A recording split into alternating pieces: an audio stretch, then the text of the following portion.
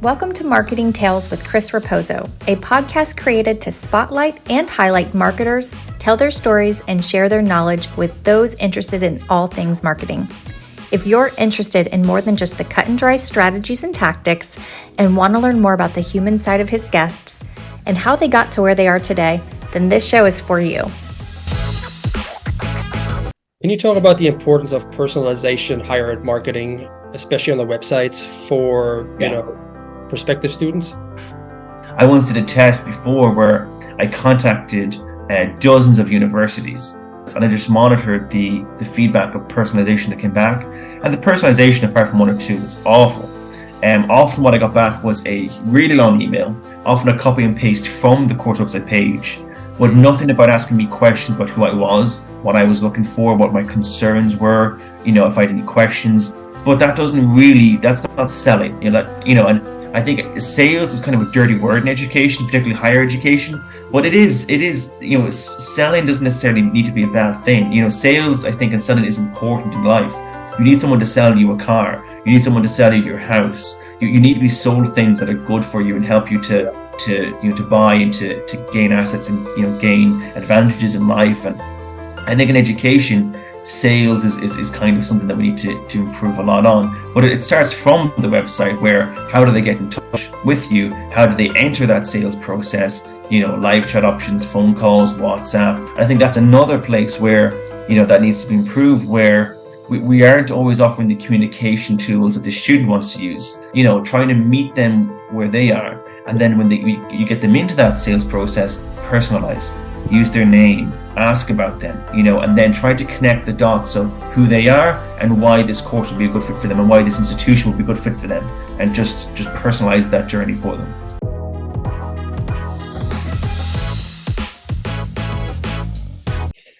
Hello, everyone, and welcome back to another episode of the Marketing Tales Show with Chris Raposo. Today, I have the pleasure of welcoming Philip Smith out of Dublin, Ireland. Philip, welcome to the show. Thanks, Chris. Very happy to be here. Awesome. Philip, I do a lot of my research on LinkedIn. This is how I get a little bit of the background information about my guests on the show.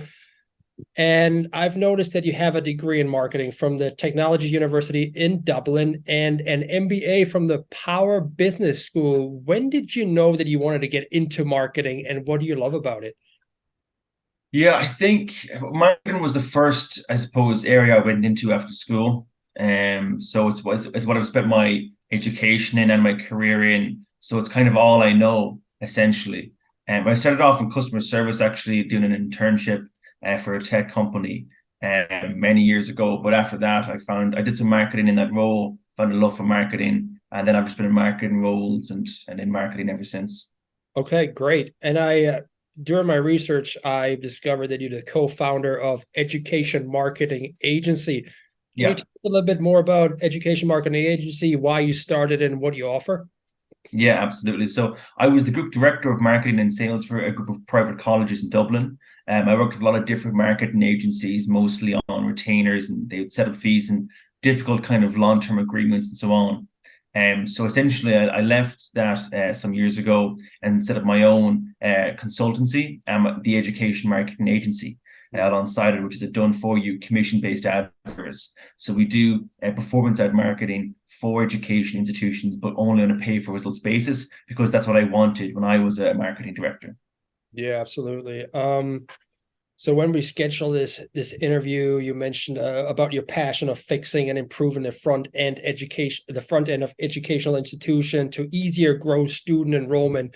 Yeah, there's something coming up there. It's called the enrollment cliff, so it's going to be harder and harder and harder to get those students into the door, whether it's on campus or virtually. Can you explain how a well-designed higher ed website can contribute to the institution's overall marketing strategy?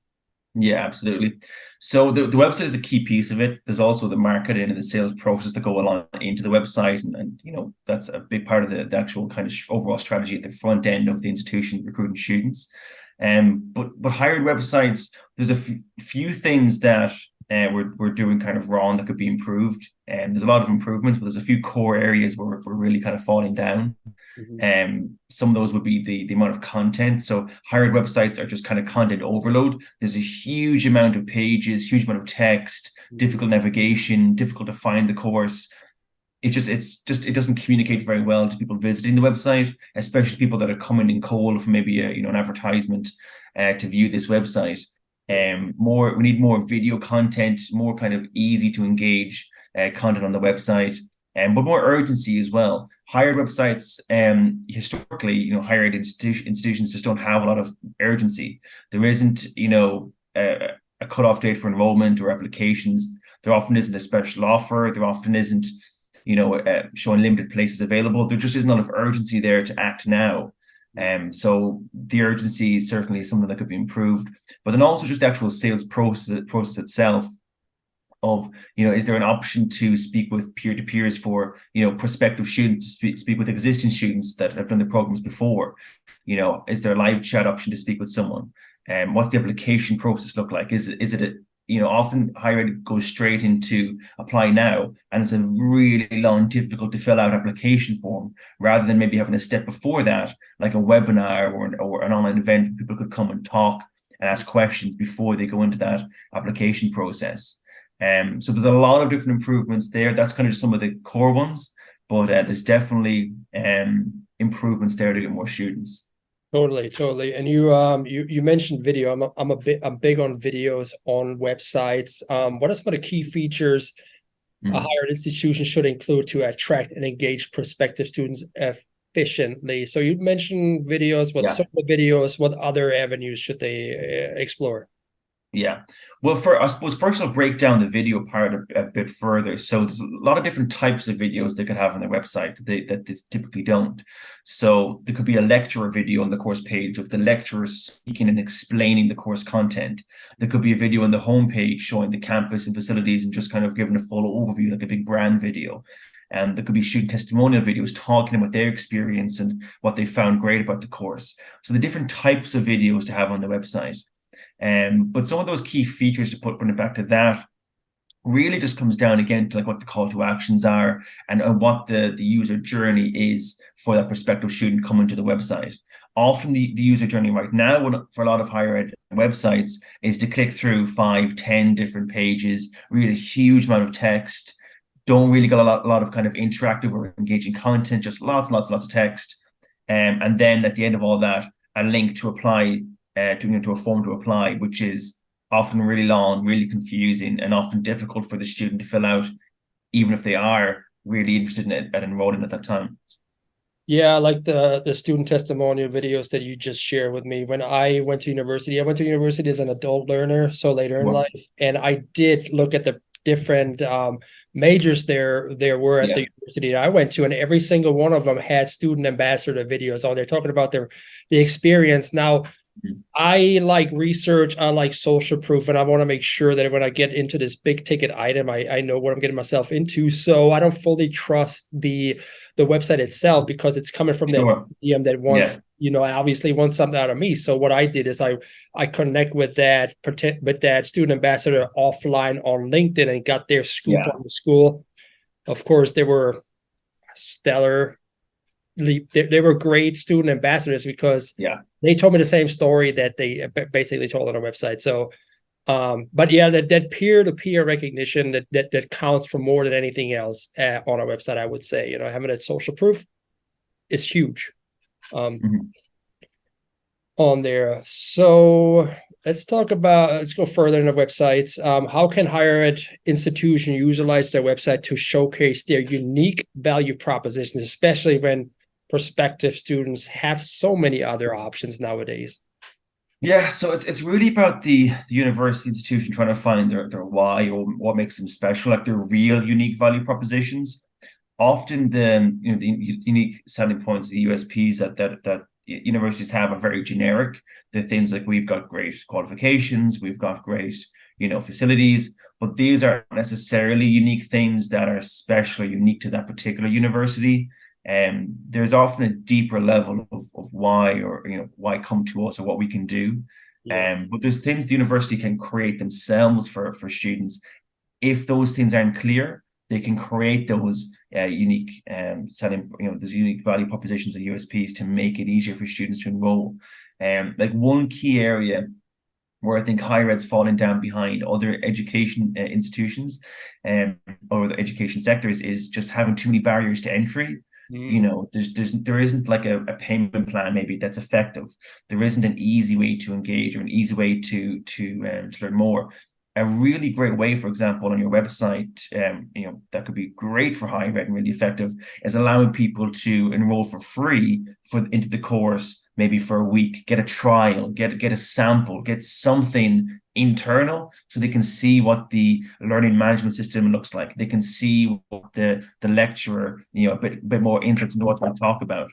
You can get more insights into what is going to be happening in the course, and what it looks like and what the experience will be.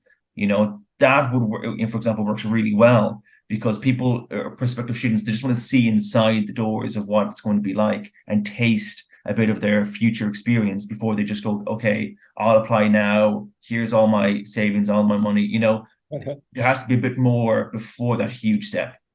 Yeah, 100%. I recently spoke to an education marketer out of England, and his name is Kyle Campbell. I don't know if you know him, but I know Kyle really well, actually. Yeah. Yeah, he talked about the try before you buy experience. Yeah. Just said, let people try it out, see how it is before they, before you ask them to marry you, basically. Going on. There's another thing you talked about is the showing the unique value proposition to seeing if these students are actually a good fit, right? That's why you want to bring in the diversity, equity, and inclusion. You want to showcase these different demographics on the website so people that are underrepresented often, that they feel comfortable going there as well to see, am I welcome there as a student, as a person, right? So that's also very important to showcase that on your website, whether it's pictures or videos or just initiatives at large that speak to those demographics there on the website as well.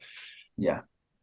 So what role does a website play in creating a memorable first impressions? First impressions are always key for prospective students as well as their families. Those are very important as well. Can you share some examples of those? Yeah, sure. I think the website is a really kind of, it's one of the first touch points that often the university has with the prospective student. Maybe they've seen some advertisements that have been running, maybe some brand marketing that's been done, maybe they've been sent out, maybe a leaflet or a PDF or a brochure. But the website is kind of the first, I suppose, kind of major touch point in the sense that you're able to see everything. You can see the courses, you can see the staff, the faculty, the mission, everything about the institution and its facilities and its purpose. And it's a really kind of the maybe defining touch point for a prospective student before they kind of come to an open day or before they apply, before they make the next decision. Getting it right is absolutely critical. I think some really good really good examples from maybe the Harvard Business School online, Harvard University is a really good website, I think, to kind of benchmark off. Obviously, one of the top universities, but again, there's a reason why they're one of the top universities, and often some of the top universities are often some of the quickest to adapt and bring in some of the best marketing strategies. So things again that they have, for example, are really good examples of video. They've really good use of video on their website. They've got video all over their website. Particularly, I know for the Harvard Business School online, which I was a student of, to convince me to enroll. They've a video on almost every course page. They've a lot of videos being used to communicate value in what they do. And again, the video, I suppose, then is something I can't really understate, that video is just so much more effective. But video is more effective in general, speaking for businesses, but particularly for higher ed, it's a real game changer because the higher ed institutions are trying to convey so much information. It's a huge amount of information they try to get across to people. In terms of the course content, in terms of the application process, or the admissions process, in terms of the history, and there's a huge amount of information they try to put across, and video is a really good way to do that. But again, just trying to tell the university's story. some ways the university can personalize themselves more is just by showing their communities. I know you made a great point there, Chris, about how do I know this university is for me? If I'm from maybe a different background, or I'm worried about the lack of diversity potentially in the university. Showing things like communities that exist in the university is a really good way to showcase that we are inclusive. Rather than just saying it, we actually have communities, student-led communities within the university that you can join, that represent you. So I think that again are just the good ways to show if this university is the right fit for you. Yes, that is a good point. And I like that you touched on video again. You went to an online school, so did I. I went to the University of Florida, but I went to their online program. Very good. As somebody with a full-time job, 2 kids, I didn't have a lot of time to read the big blocks of text, right? So it's really important for me to consume those videos and that content on the go, wherever I was. So it was easy for me to consume that and then make that decision. So again, touching on video, very, very important with the overall marketing strategy in higher ed these days. Yeah, definitely. So how are you adapting your marketing message to appeal to a smaller, more competitive pool of prospective students now with the ongoing upcoming enrollment cliff? Yeah, absolutely.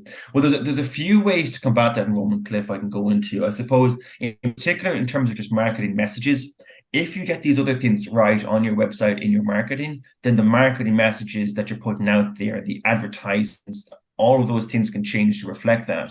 So if you have urgency, for example, you can have special offers in the ads. If you have a free trial, for example, that can be in the ads, or a free webinar, that can be in the ads. These different things, if they're created internally in the institution, they're featured on the website, and then they can be published and pushed out through the marketing channels, again, is really effective.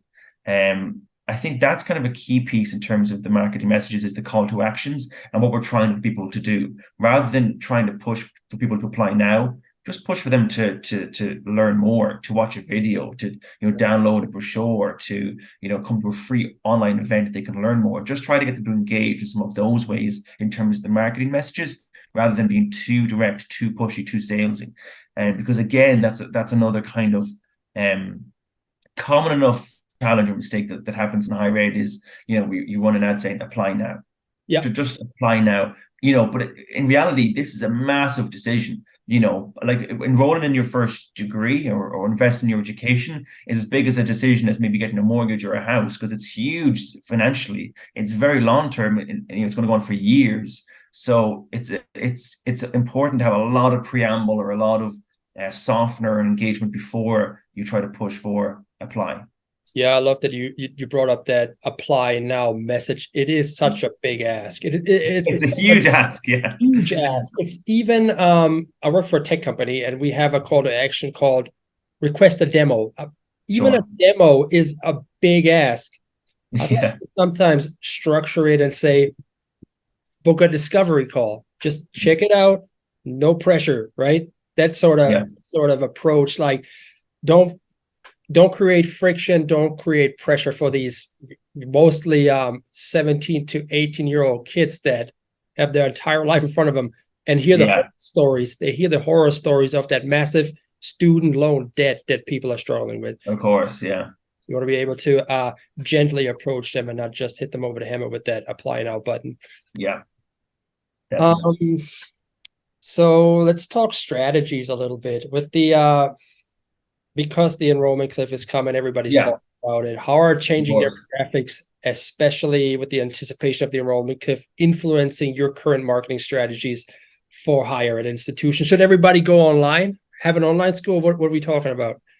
Yeah, well, I think online is part of it, certainly, but there's a few strategies I think that are probably more common in European universities that maybe haven't been, I think maybe integrated or done as much perhaps in the US, for example. Like things like international partnerships, like having university to university partnerships, or where essentially you're able to offer your courses through another education institution or vice versa. They can send you students. Having some partnerships international other countries, I think, is a pretty significant must for a lot of higher ed institutions now. You can't really focus too much just domestically or just locally. It has to be international. It has to be international partnerships. That can be partnerships with other universities, partnerships perhaps with industry or the government, but there has to be other kind of avenues and partnerships that are sending students your way. International student recruitment, international branding, trying to create awareness and have marketing campaigns and have participation in events at an international stage, not just domestically. Trying to bring more focus to your university from abroad. Essentially, I think if you look at the European market, for example, I think there's a lot of integration and crossover there. I think partially because there's so many countries in Europe that there's a lot of different, people like to go to another country, live there for a year, and it's also easy to do so. But there's a lot of partnerships internationally there where students are coming from Asia, coming from the Middle East and Africa, and coming to Europe to study. And I think that for the enrollment cliff, in terms of a lack of what we're talking about is really international, student recruitment. That's really, I think, the core focus is to have those international strategies and try to focus on being more present on that international stage. Okay, yeah, that's great. You talked about the partnerships as well, and I heard about corporate partnerships are pretty important as well with this. Yeah. I read McDonald's or Starbucks in the US, they support their staff and help them with the tuition reimbursement and get them started on the right foot. Are there any strategies to engage non-traditional students like myself, adult learners in the population, to help offset the decline of numbers in, the traditional students? Absolutely. I think that there has to be, I suppose, a bit of a refresh or a change when it comes to some forms of the higher ed model. And, when it comes to higher education, a lot of the time the courses and everything are created and prepared for people, specifically that are coming out of school generally, but they haven't really been thought of for perhaps adult learners or people returning to education at a later stage. But this is a huge mistake, and you're missing out, or these institutions are really missing out, because there's a few key things that has to happen or be done to make the courses appealing and doable for adult learners. So that's things like flexibility. You mentioned at the start of the podcast, I enrolled in the Power MBA, for example. I enrolled in that at the age of 28. After having done a bachelor's degree, done a postgrad and everything. But there's a few reasons why. But one of the main reasons was the micro learning. They've broken the course up into snippets where I could spend 5 minutes every couple of hours going through course material, and I could tick this off. The assessments were engaging or easy to do. They made it doable for me. Where often the case is in higher ed, I don't want to say we make it as difficult as possible, but that often doesn't come into the equation of, will this suit the prospective student? Sure. The courses can often be very time intensive. It might be location based, or they might be live or with no recorded option. There might not be much flexibility. Some of those areas are a real issue when it comes to trying to engage adult learners who have, as you said, and your own scenario myself, is we have jobs, we have families, we're busy, we have things to do. So it has to be flexible. Yeah, I've once heard in a podcast on the Higher Ed Marketer podcast that one of the issues with attracting adult learners is not our competition isn't other higher ed institutions, it's life itself. It's family, exactly. It's work. We're competing. Yeah, and that's what I loved about my online education at the University of Florida. I could get up at 5 a.m. before my kids were up and do some homework or do some exams. 5 to 7 while they were asleep. I was knocking it out before work, and then after they went to bed again, I got back in. I didn't have to worry about driving to campus, finding it was only more time. Yeah. No, there's going to be with the enrollment cliff, demographic enrollment cliff. There are some demographics, some races that usually it's a traditional white non-student in the Midwest that's been declining because of the 2008 economic crash. People have less children, but then there's other ethnicities where there was actually an uptick. So that diverse student population may be more prevalent to target going forward. So what role does understanding diverse student personas play in forming effective marketing strategies during that demographic shift? Yeah, absolutely. It's in part understanding the state of affairs economically, and culturally, and with demographics of other countries internationally. There's a lot of countries right now where a third of the population is under the age of 20. There's massive populations there, who are also looking for international degrees, particularly in places like maybe Indonesia and countries like that, where they're younger populations, but they're also looking for really, I suppose, higher education, and bachelor's and master's programs, but they also want to perhaps do them internationally. They want them from internationally recognized institutions, or they want to maybe travel abroad and do the programs. I think there has to be kind of a more global approach or view of things, and looking at all the different markets, because there's so many different countries with their different needs and different demographics. You look at a country like Japan, where the population is very much aging. It's very well known to be a very fast aging population, where people are now, there's a challenge there of the population becoming more older than younger, and then how do they care for that population? But if you look at the different countries and their demographics, you can understand, I think, better why they would come to your university, and that I think that allows you, it gives you a playbook essentially to, okay, let's market to that country, let's find partnerships in that country, let's find ways to go to events in that country, and to become present, and to become an option. Because there's no reason for a university in the US not be able to take students from these countries.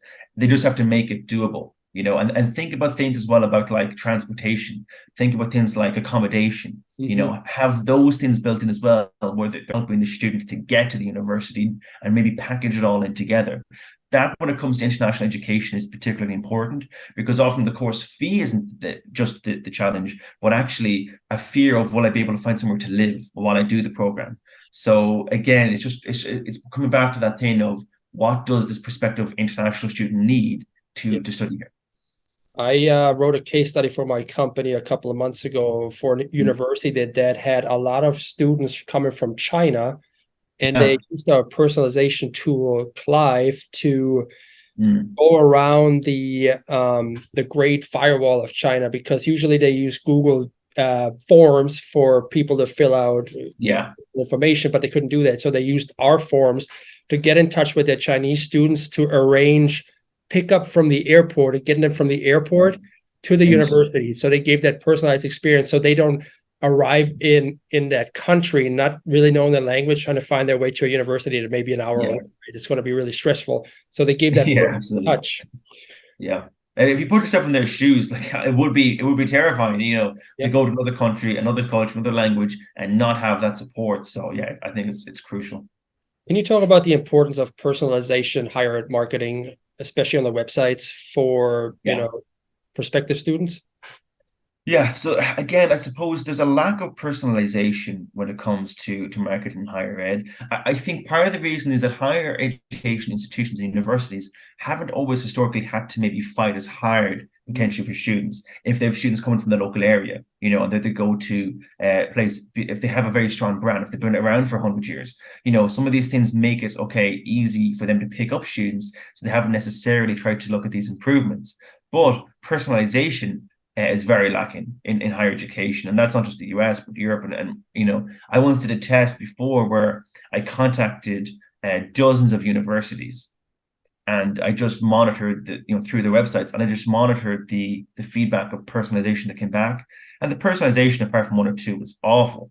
Often what I got back was a really long email, often a copy and paste from the course website page, but nothing about asking me questions about who I was, what I was looking for, what my concerns were, if I had any questions. Really, just, again, it was just copy and paste, sending me a huge amount of text, and then again, just apply here at this link.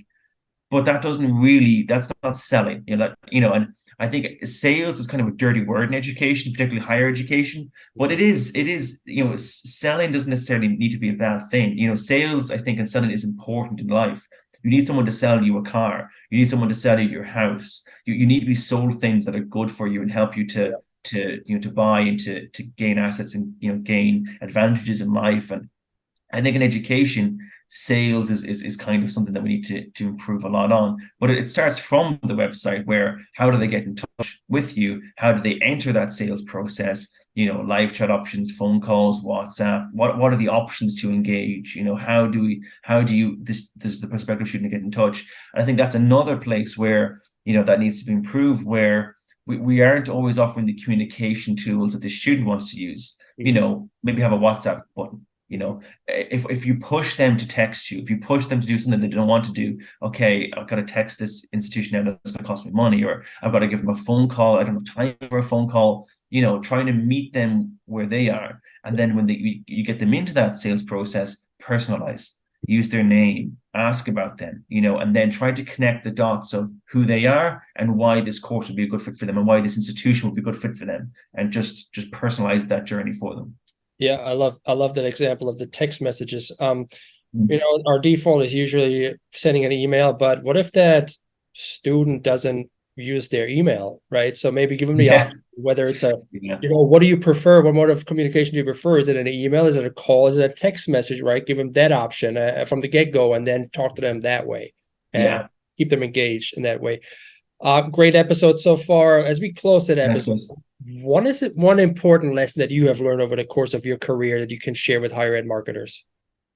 Yeah, absolutely. I think I've touched on a lot of things here, and I suppose to summarize them, I suppose a couple of key points. I suppose one really important lesson maybe is just to invest in your team, invest in who you work with. Look for consultants and agencies. And this, I suppose, kind of sounds like I'm selling myself, but it is true that for your university, look for the people in the space that work with education institutions, universities. Look for the niche experts. One of the biggest complaints I have for new clients and people I work with in college universities is, oh, we work with this agency and they couldn't help us. And I was like, well, yeah, but they work with dentists and they work with barbers, and then you just hand them your university. Just work with people who are specific to universities and colleges and have that expertise. I think that's kind of an important lesson. Just invest in it. Invest a bit in the people that you work with and the team that you've built. I think you'll get great results.